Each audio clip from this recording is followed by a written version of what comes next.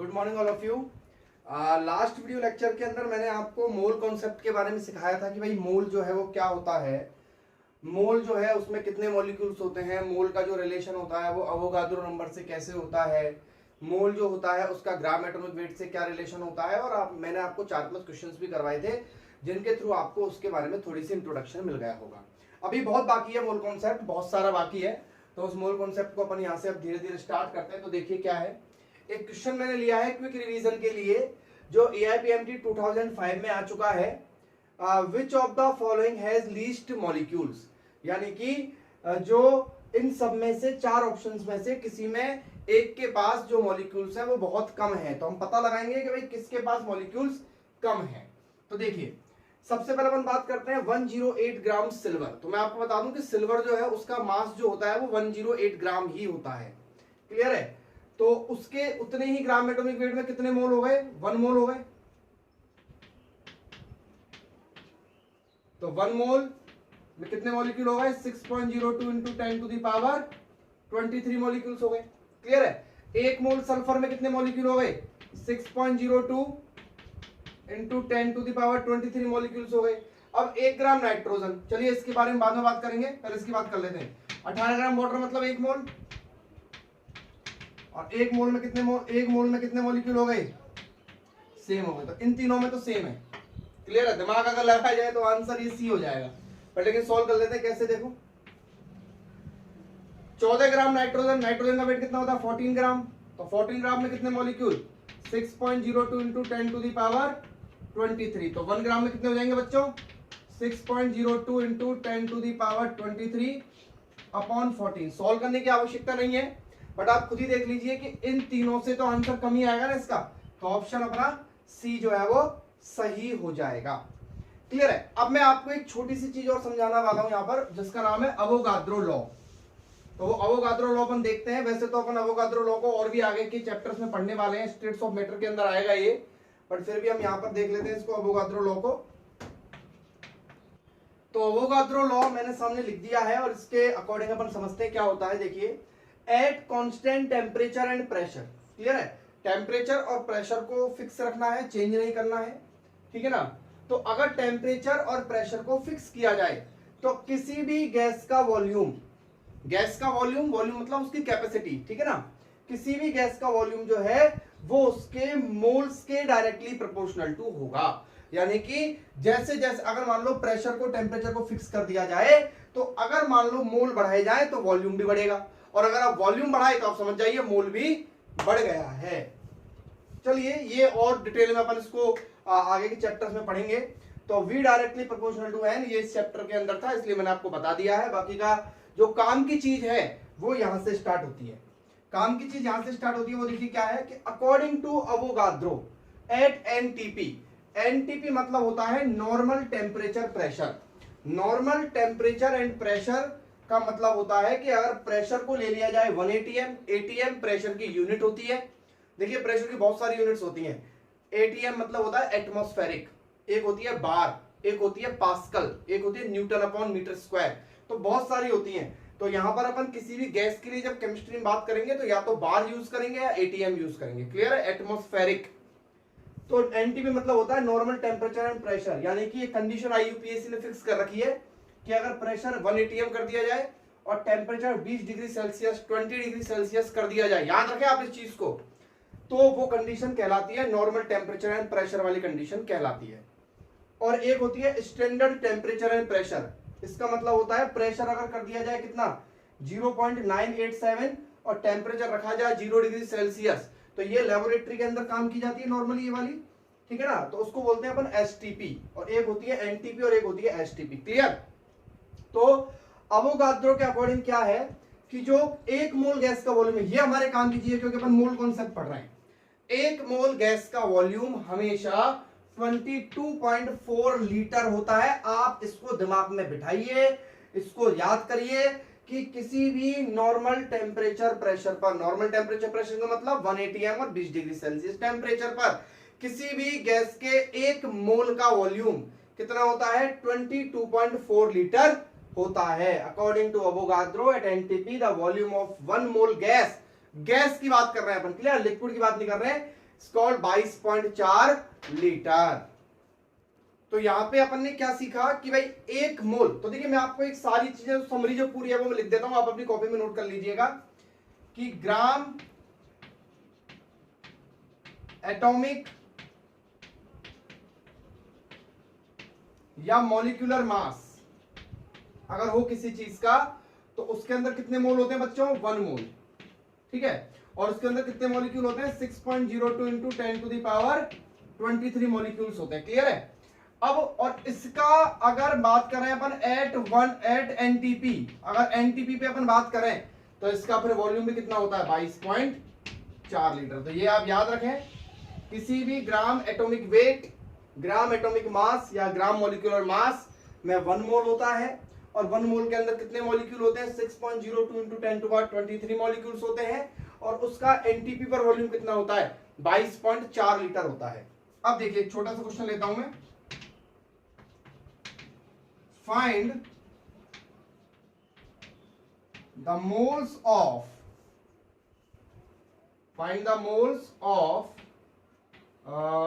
अपन ले लेते हैं 54 ग्राम या फिर 88 ग्राम CO2 and find volume at NTP. और एनटीपी पर इसका वॉल्यूम, बहुत सिंपल सा क्वेश्चन लिया मैंने अभी, बहुत आसान सा क्वेश्चन है लेकिन आप सीखो पहले। Find the moles of 88 gram CO2, ठीक है। अब देखिए CO2 मैंने बोला जब भी आपको कोई चीज निकालनी है CO2, ठीक है, CO2 का मतलब 12 प्लस और ये हो जाएगा 32, तो ये है 44 ग्राम। क्लियर है। और 44 ग्राम में कितने मोल होते हैं बच्चों, 44 ग्राम में 1 मोल हो गया, तो बताइए 88 ग्राम में कितने मोल हो गए, 2 मोल हो गए। और 1 मोल का जो वॉल्यूम होता है वो कितना होता है, 22.4 लीटर, तो 2 मोल का वॉल्यूम कितना हो जाएगा, इंटू 2, 44.8 लीटर। तो इस तरीके से अपन इस क्वेश्चन को सॉल्व कर लेंगे। चलिए ठीक है, यहां तक आपको ठीक है, क्लियर हो गया। अब मैं आपको एक चीज समझाऊं, देखो क्या है वो चीज, 88 ग्राम CO2 है ना, तो मैं डायरेक्ट मोल, अब जैसे मैंने आपको जो चीज समझाई अभी कि CO2 का पहले वेट निकालो 44 ग्राम, बाकी का किसी भी चीज के मोल निकालने का तरीका ये भी होता है, मोल बराबर होता है mole given mass upon molecular mass या फिर मोलर मास।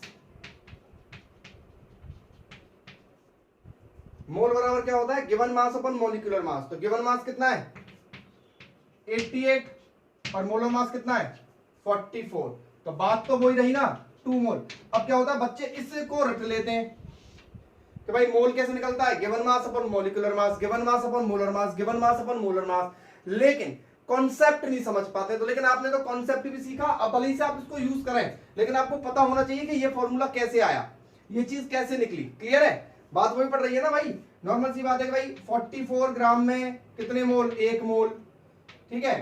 तो 1 में कितने 1/44, तो 88 में कितने, तो 88 इंटू 1/44, तो बात तो वही है, पहुंच गए अपन इसी स्टेप पे। लेकिन कॉन्सेप्ट भी पता होना चाहिए कि भाई मोल एक्चुअल में क्या है। क्लियर। चलिए, तो अब मैं आपके सामने एक क्वेश्चन लेने वाला हूं जो आपके एम्स के एग्जाम में आया हुआ है, ठीक है ना, बहुत इंपॉर्टेंट क्वेश्चन है। देखिए अगला क्वेश्चन मैं आपको जो करवाने वाला हूं वो एम्स से 90 पुराना तो है थोड़ा सा, 1999 में आया हुआ है, 1999 में, लेकिन आपको ये क्वेश्चन मैंने सेलेक्ट इसलिए किया, ये क्वेश्चन बहुत कुछ सिखाएगा आपको, देखना भी। If the mass of 94.5 ml of a gas at NTP, question देखिए केमिस्ट्री का कोई भी क्वेश्चन है ऐसा, अब देखो नॉर्मल सी बात है, केमिस्ट्री में थोड़ी सी कैलकुलेशन हार्ड आती है, बट केमिस्ट्री का कोई भी क्वेश्चन हो, बहुत फ्री माइंड से पहले उसको पढ़िए आराम से, वो खा नहीं रहा है क्वेश्चन आपको, पहले पढ़िए आराम से उसको। If the mass of 94.5 ml, ठीक है, एक गैस है, उस गैस का आपको वॉल्यूम दे रखा है, गैस का वॉल्यूम कितना दे रखा है मैं लिख लेता हूं, गिवन वॉल्यूम है, कोई बात नहीं, जल्दी जल्दी करने की जरूरत ही नहीं है, आराम से पढ़ेंगे इसको अपन। 94.5 ml गिवन वॉल्यूम कितना है, 94.5 ml, कोई दिक्कत नहीं है, आराम से ना। एट एनटीपी, चलिए एनटीपी की बात कर दी। एनटीपी पे हम एक बात पता कर लेंगे क्या, कि 1 मोल अगर ये होगा तो 1 मोल का जो वॉल्यूम है वो कितना होगा, 22.4 लीटर, ठीक है। लेकिन उसका मास दे दिया आपको, कितना दे दिया मास, गिवन मास, गिवन मास कितना, 0.2231 gram, clear, okay. Calculate molar mass of gas, क्या पूछा है, मोलर मास। देखिए अच्छा, एक चीज आपको पता लग रही है, एक चीज दिमाग में स्ट्राइक कर रही है, और वो क्या है, देखो कि अगर है ना ये ऐसे बोल, ये क्वेश्चन ऐसे होता ना कि if the mass of 22.4 litre, क्या होता, 22.4 22.4 litre of a gas at NTP is, यहां पे कुछ भी होता x, फिर कहता calculate molar mass of the gas, तो आंसर क्या होता x, क्योंकि अगर यहां पर 22.4 होता, समझना बात को, अब क्या होता है यहाँ पे 22.4 होता, 22.4 होता तो इसका मतलब ये 1 मोल का होता, ठीक है। और यहां पर जो वजन दिया जाता वो 1 मोल का दिया जाता, और 1 मोल का जो वजन होता है वो उसका ग्राम एटॉमिक वेट होता है, क्लियर है। तो यानी कि वो तो नहीं है, ठीक है ना, यहाँ पे 22.4 होता तो यहाँ पर जो वेट दिया जाता वो उसका मॉलिक्यूलर मास होता, वो उसका मोलर मास होता, पर यहाँ पर ये 22.4 नहीं है, तो हमें इसका मोलर मास पहले निकालना पड़ेगा। तो देखिए अब इस क्वेश्चन से आप बहुत कुछ सीखेंगे, किसी से नहीं होगा ये क्वेश्चन, नॉर्मल सी बात है, अगर किसी बच्चे को दिया जाए, क्योंकि रियली थोड़ा सा टफ क्वेश्चन है, लेकिन आप समझिए। देखिए क्या है, गिवन मास और ये मास और वॉल्यूम है, तो यहां से मैं निकाल सकता हूं डेंसिटी। डेंसिटी बराबर क्या होता है, मास अपॉन वॉल्यूम, ठीक है। तो मास कितना, मास है 0.2231 और वॉल्यूम कितना 94.5, क्लियर है। तो ये इसका वॉल्यूम होगा, ये इसकी डेंसिटी होगी, क्लियर। इसको सवाल करिए डेंसिटी को, ठीक है। देखिए किसी भी गैस की, लिक्विड की डेंसिटी जो होती है वो हमेशा फिक्स होती है, चाहे कितना भी लीटर वॉल्यूम ले लिया जाए, कितना भी लीटर कुछ भी ले, डेंसिटी हमेशा फिक्स होती है। डेंसिटी एक कांस्टेंट होता है, ध्यान रखना, ऐसा नहीं कि भाई आपने चीजें चेंज कर दी तो उसकी डेंसिटी बदल जाएगी, नो, डेंसिटी हमेशा फिक्स होती है, क्लियर है। तो ये जो गैस है, जो भी पर्टिकुलर गैस है, मुझे इस गैस का नाम नहीं दिया हुआ है यहां पर, तो इसकी डेंसिटी ये है, ये फिक्स है डेंसिटी, क्लियर। अच्छा अच्छा, अब मैं यहां पर देखो, यहां पर लिखूं मैं डेंसिटी बराबर, ये तो मैंने निकाली किससे, गिवन मास से और गिवन वॉल्यूम से। मैं यहां लिखूं मोलर मास और नीचे लिखूं मोलर वॉल्यूम। मोलर मास का मतलब होता है 1 मोल का मास, और मोलर वॉल्यूम का मतलब होता है 1 मोल का वॉल्यूम। और आपको पता है एनटीपी दे रखा है, 1 मोल का वॉल्यूम कितना होगा, 22.4 लीटर। तो यहां से मोलर मास बराबर हो जाएगा डेंसिटी इंटू मोलर वॉल्यूम, और मोलर वॉल्यूम क्या होगा 22.4 इंटू, मैं ml में ले रहा हूं सारी चीजें, इसलिए 1000 से मैं मल्टीप्लाई करूंगा लीटर की जगह, इंटू डेंसिटी, क्लियर। तो मोलर मास ये हो जाएगा 22.4 इंटू 1000 इंटू डेंसिटी कितनी, ये निकाली मैंने 0.2231 अपॉन 94.5। तो इस मोलर मास को जब आप सॉल्व करोगे, आराम से सॉल्व कर लेना इसको, पहले आप पॉइंट हटा देना सारे, फिर आप सॉल्व करना, सब बच्चे सॉल्व करना, ऐसे नहीं डायरेक्ट आंसर लिख दे मेरी तरह। 22.9 ग्राम इसका आंसर आ जाएगा, 25.9 ग्राम इसका आंसर है। तो मैंने क्या किया, आप पूरे क्वेश्चन को समझिए भाई, मैं आपको हर लेक्चर के अंदर कुछ एम्स के, कुछ आईआईटी, कुछ आईआईटी के क्वेश्चंस करवा रहा हूं, तो मेरा मतलब ये नहीं है कि मैं उन क्वेश्चनों को इसलिए करवा रहा हूं कि वो आपको पहले से ही आते, नहीं, आपको पहले से नहीं आते, इसलिए मैं इन क्वेश्चनों को करवा रहा हूं, जिससे आप हर क्वेश्चन से कुछ ना कुछ सीखो। अब जैसे ये वाला क्वेश्चन आपने देखा तो आपके दिमाग में ये भी आया कि हाँ आप क्या चीज सीखे आपने यहाँ पे, कि सर डेंसिटी फिक्स होती है, ओके, डेंसिटी बराबर गिवन मास अपन गिवन वॉल्यूम भी हो सकता है, और डेंसिटी बराबर मोलर मास अपन मोलर वॉल्यूम भी हो सकता है। और कभी मान लो इन फ्यूचर आपको किसी भी क्वेश्चन के अंदर ऐसे कॉन्सेप्ट की जरूरत पड़ती है डेंसिटी से रिलेटेड, तो आप इसको अप्लाई करोगे क्योंकि आपने इस क्वेश्चन को सीखा हुआ है। और ऐसे ही तो अपन केमिस्ट्री, फिजिक्स, मैथ्स, बायो सब सीखते हैं भाई। एक बार जो चीज हमने यूज करी है क्लास में, सर ने हमसे करवाई है, तो उस कॉन्सेप्ट को फिर अपन आगे के क्वेश्चंस में यूज करें। ये ही चीजों को सीखने की प्रोसेस होती है, तो आप उस प्रोसेस पे चल रहे हो। जब आप सारा सब कुछ सीख जाओगे, आपको मैंने ये वाला क्वेश्चन करवाया, फिर आपका ये वाला कॉन्सेप्ट सीखेगा, अच्छा क्वेश्चन को ऐसे भी किया जा सकता है, फिर आपको मैंने एक कॉन्सेप्ट और बताऊंगा, अच्छा क्वेश्चन को ऐसे भी किया जा सकता है, तो धीरे धीरे क्या होगा, आपको क्वेश्चंस करने की हैबिट बन जाएगी, और कोई भी नया क्वेश्चन आपके सामने आएगा तो आप जितनी भी चीज सीखे हुए हो सारा सब कुछ उसमें अप्लाई करोगे कंपटीशन एग्जाम के अंदर, और आप सेलेक्ट हो जाओगे। Clear?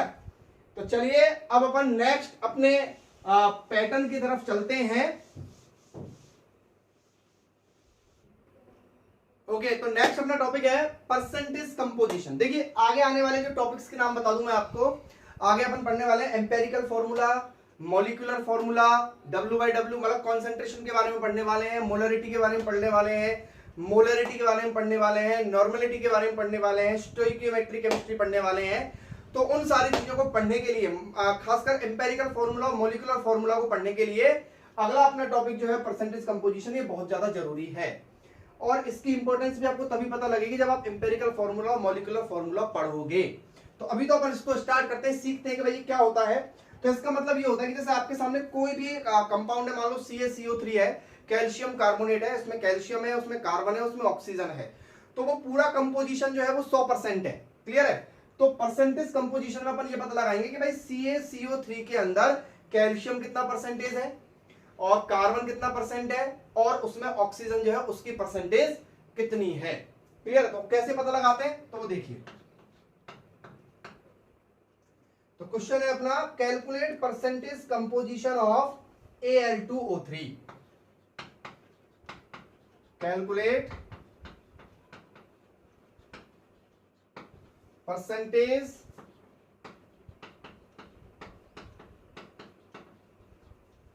Composition of Al2O3। Clear है? मैं आपको लिख देता हूं, एल्यूमिनियम का मास 27 होता है और ऑक्सीजन का मास 16 होता है। क्लियर? वैसे तो आपको पता होना चाहिए। तो अपन एक छोटा सा क्वेश्चन लेते हैं, इसमें हार्डली जो मोस्टली जो इंपॉर्टेंट क्वेश्चन बनेंगे वो ऐसे ही बनेंगे, इसमें कोई टफ क्वेश्चन नहीं बनते परसेंटेज कंपोजिशन के अंदर।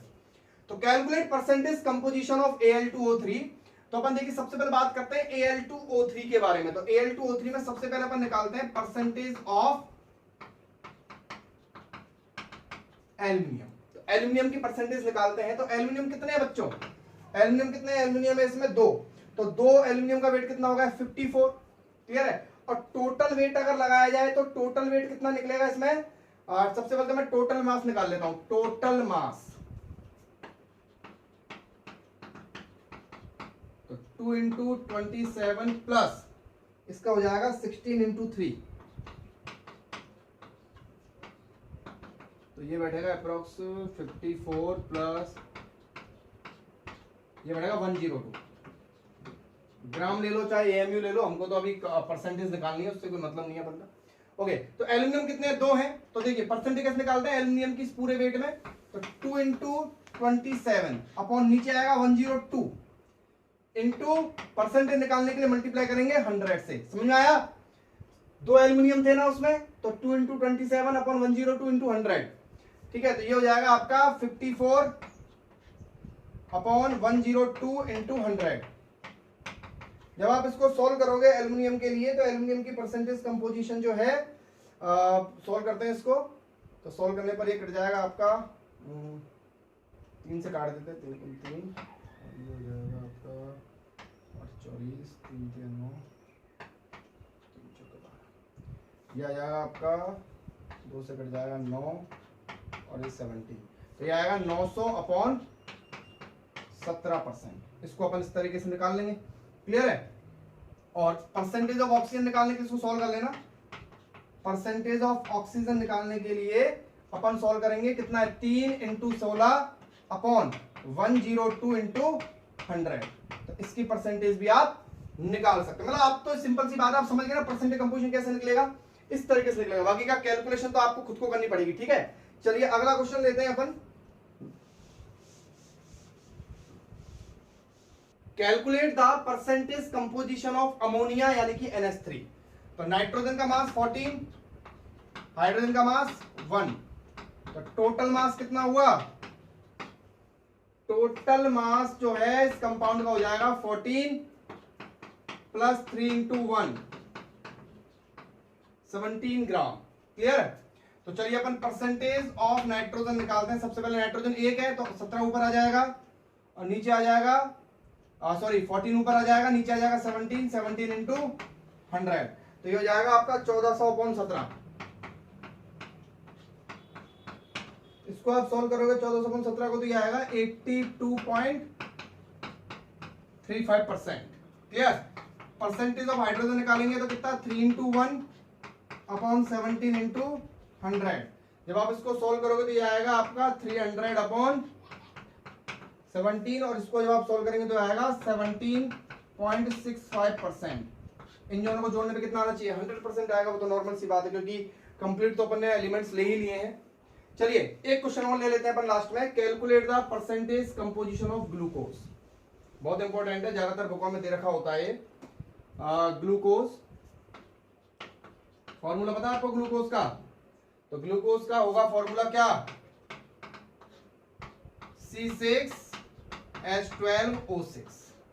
क्लियर है? तो सबसे पहले इसका वेट कर लेते हैं। 12 इंटू 6 प्लस 12 इंटू 1 6 इंटू 16, तो ये जाएगा आपका 72 प्लस 12 प्लस 96। तो इसको जब अपन सोल्व करेंगे तो ये आएगा आपका 180 ग्राम। क्लियर है? तो 180 ग्राम आएगा। तो सबसे पहले परसेंटेज ऑफ कार्बन निकालते हैं अपन। Percentage of carbon 6 into 12 upon नीचे आएगा 180 और इधर आएगा 100। परसेंटेज ऑफ हाइड्रोजन निकालेंगे तो 12 इंटू 1 अपॉन 180 इंटू 100 और परसेंटेज ऑफ ऑक्सीजन निकालेंगे तो कितना आएगा 6 इंटू 16 अपॉन 180 इंटू 100। और इस तरीके से अपन इनकी परसेंटेज कंपोजिशन को निकाल लेंगे। तो आई थिंक मैं सोचता हूं कि आपको परसेंटेज कंपोजिशन अच्छे से समझ में आ गया होगा। ठीक है? अगला लेक्चर हमारा बहुत ज्यादा इंपॉर्टेंट होने वाला है क्योंकि उसमें अपन एम्पेरिकल फॉर्मूले को और मॉलिक्यूलर फॉर्मूले को लिखना सीखेंगे, कैसे लिखते हैं। और उसके बाद वाला लेक्चर तो और भी ज्यादा इंपॉर्टेंट होने वाला है।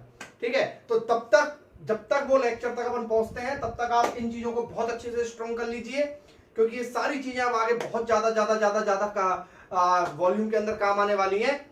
Thank you.